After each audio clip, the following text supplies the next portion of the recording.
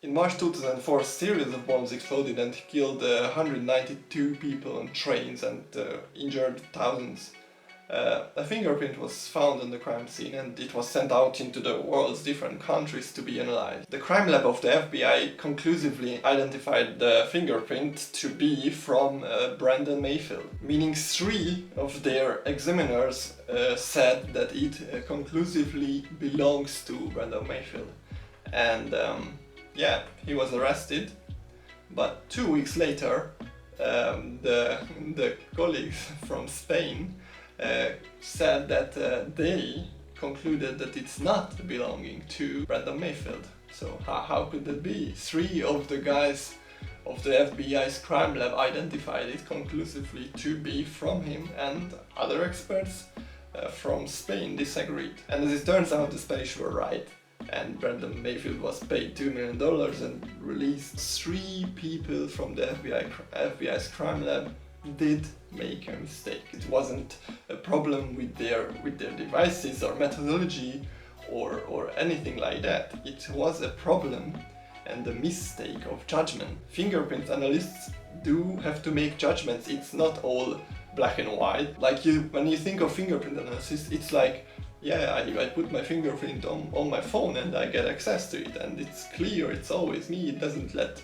my girlfriend do it or something. It's always just for me, right? But crime scene fingerprint analysis is not the same. There are no full fingerprints for you to analyze, like I did the crime, look at my fingerprint. No, it's like, yeah, I touched it there, and yeah, it's a half fingerprint there, and it's like not as clear or blurred or is overlaid on another fingerprint and stuff, so you do have to make judgment. Well, the FBI started an investigation after this case because it's pretty bad that 3 of their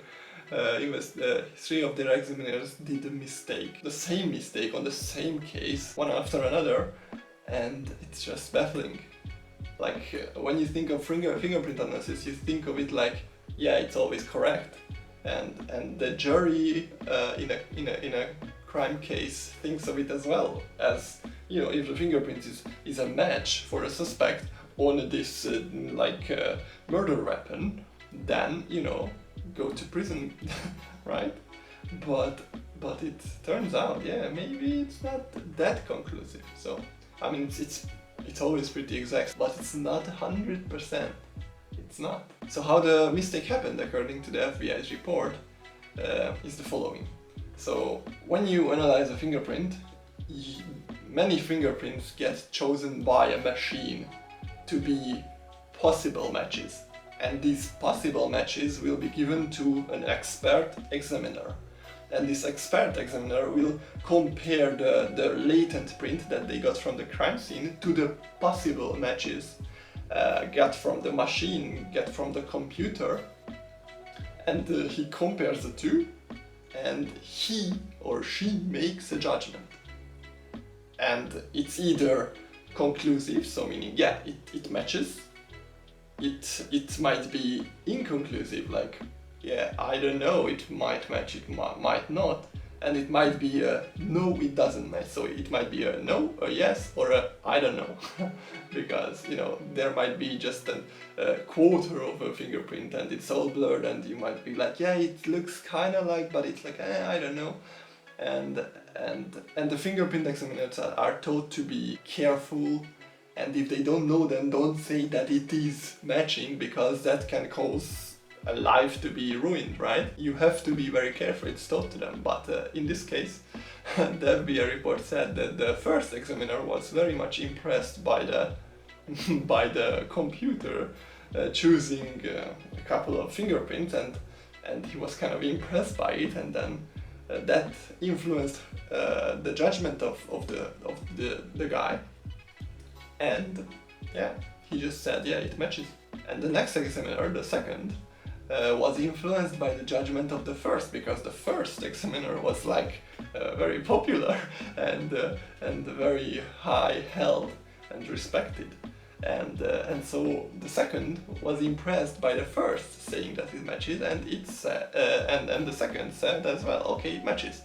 And the third was like, okay, I mean, two already said that it matches and was impressed by the two, and also said that it matches. So that's how it happened. It was bias. You heard something and it biased your judgment, and it swayed your judgment to the other result. Now, there were other studies after this, and it concluded that false identifications does happen. It's not many. Like when an examiner gets a fingerprint and it's not someone's, it happens very rarely that it will be concluded that it is someone's. It does happen sometimes, it's very rare. But what happens more often, the study concluded, is that when an examiner is shown the same fingerprint after some days or weeks, and for example the first conclusion was that it's indecisive, so like, I don't know, it does happen more times that it's either turns out the next time to be no, it's not, or yes, it is. So it does happen that from an indecisive I don't know, it becomes yes. For example, the study concluded that when, for example, the examiner is given a detail about the case, like the investigator does think that the suspect is the one who committed the crime, it will sway the judgment of the examiner to the yes, to the match. It does statistically significantly sway the judgment of the examiner. So the conclusion from this is that wherever there is human judgment, there is noise, meaning there are things that influence the judgment that should not influence it. Even with such science that is thought to be very exact, like fingerprint analysis, there is noise, there are things that an examiner can hear that will influence his judgment, like he hears that the murder weapon was found in the house of the suspect. He or she will be more likely to say match. It's a match. The fingerprint was also a match.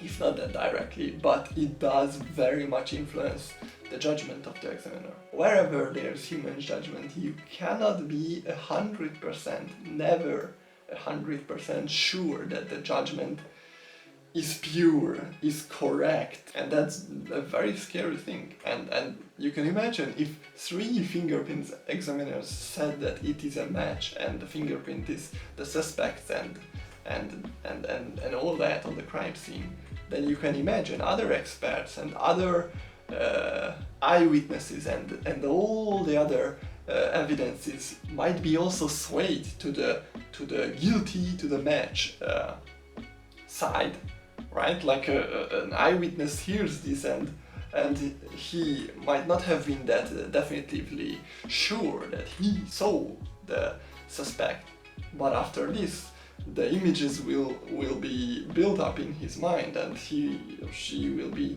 more and more sure, and when he testifies it will be like, yes, I saw it, I saw him do it, and that's very scary. That is very scary. And yeah, but good thing is that these things are being discovered, I guess, and being, well, maybe trying to be corrected, even if it can never be corrected fully, well, until we have an artificial intelligence making the decisions, then it might be corrected.